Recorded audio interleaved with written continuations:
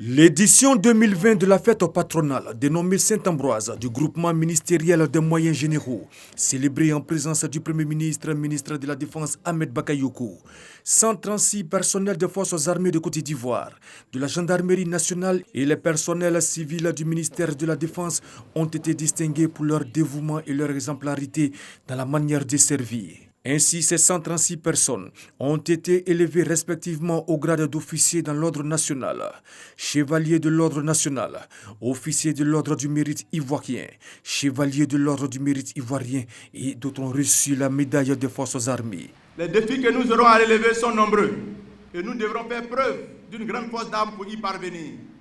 Sachez que nous nous montrerons dignes de cette médaille car nous considérons cet honneur comme un encouragement prodigué par les plus hautes autorités de l'État, en vue de persévérer dans nos efforts d'être utiles à notre pays.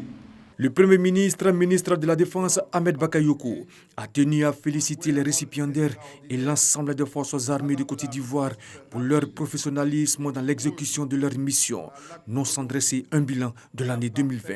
Cette cérémonie me donne encore une fois l'occasion d'adresser mes félicitations au général des corps d'armée, l'enseignant Doumbia, et au général de division Alexandre Apalo Touré.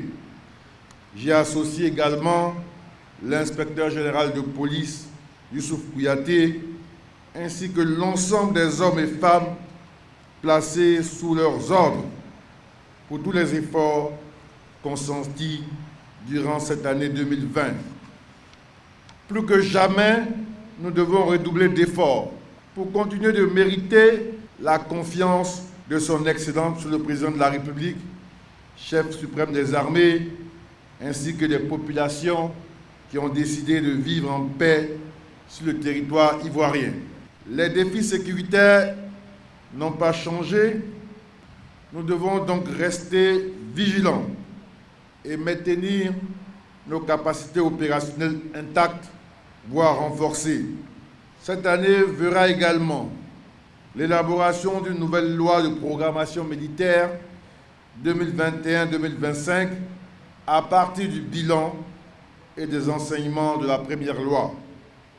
Cette nouvelle devra nous permettre de consolider les acquis en matière de restauration de l'autorité militaire pour les réformes structurelles et l'amélioration des conditions de vie et de travail de nos hommes. Cette cérémonie me donne également l'occasion de saluer tous les récipiendaires. C'est toujours un grand honneur que sur la place d'armes, devant le drapeau, qu'on vous honore, qu'on vous reconnaisse ce que vous avez donné au pays. Un défilé de troupes à pied a mis fin à cette fête dédiée aux administrateurs.